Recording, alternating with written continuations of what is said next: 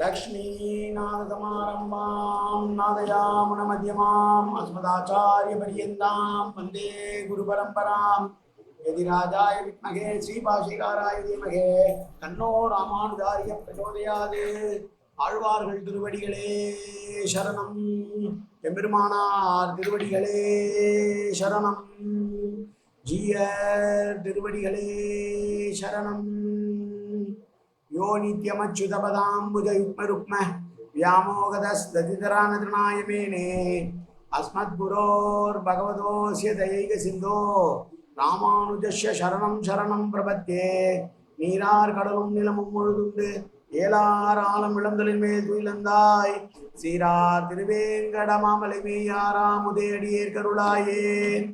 எல்லாம் வல்ல ஏழ்மலையான் பெருங்கருணையால் 4000 திவ்ய பிரபந்த பாசுர பதிவேற்றின் வரிசையில் இன்றைக்கு 2228வது நாள் பாசுர பதிவேற்றம்.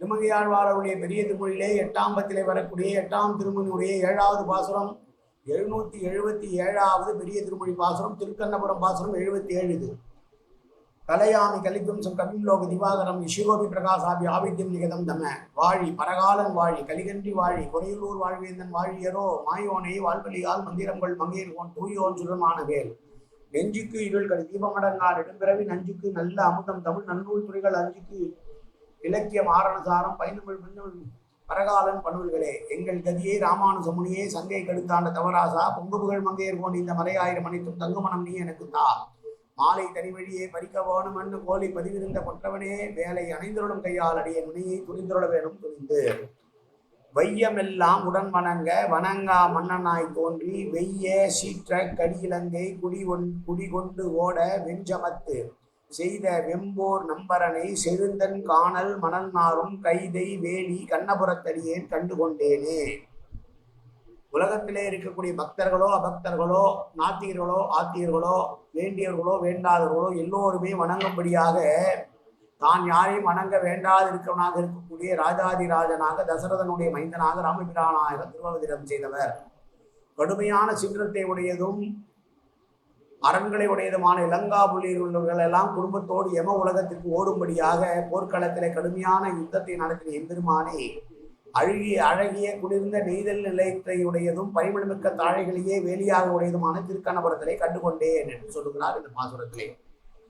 ஓடி என்பதற்கு வார்த்தையை தோற்று போயினார்கள் என்று பள்ளத்தூர் பழனியப்பன் ஐயா எழுதியிருக்கிறார். ஆனால் பிரிவாத பயங்கர மணங்கச்சார் யமலோகத்திற்கே ஓடினார்கள் என்று சொல்றார். இங்கே இலங்கை என்பது இலங்கையில் உள்ள முக்களையை குறிக்கும் இடாக பெயர் என்று சொல்லுவார்கள்.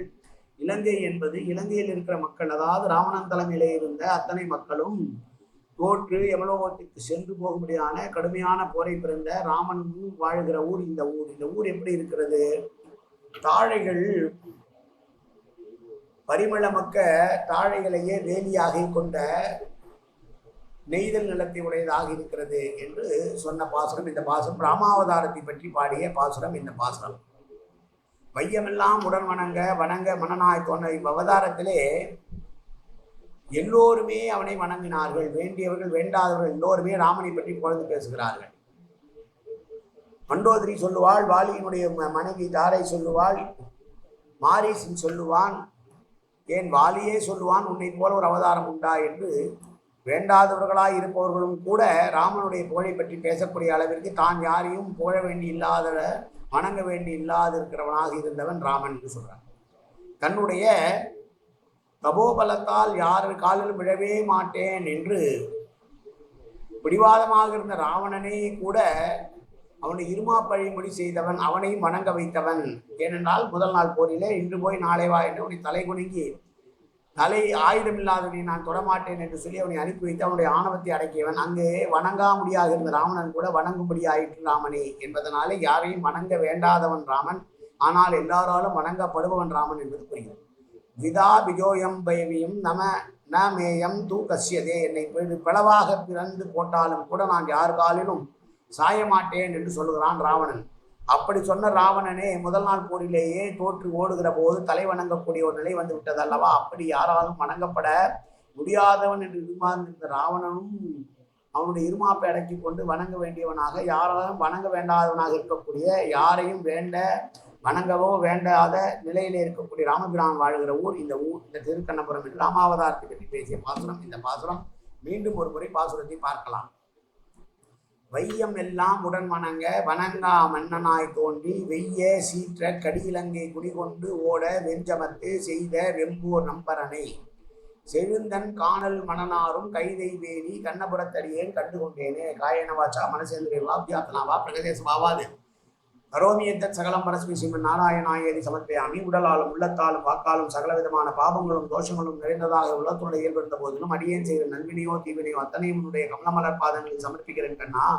காத்தொருவாய் கண்ணா, ஏற்றுக்கொள்வாய் கண்ணா, எப்போதும் திருநாமம் கண்ணா கண்ணா கண்ணா என்ற நாவல்களுக்கு அருள்வாய் கண்ணா. சர்வத்திர கோவிந்தநாம சங்கீர்த்தனம். கோவிந்தா கோவிந்தா கோவிந்தா கோவிந்தா கோவிந்தா கோவிந்தா கோவிந்தா கோவிந்தா கோவிந்தா.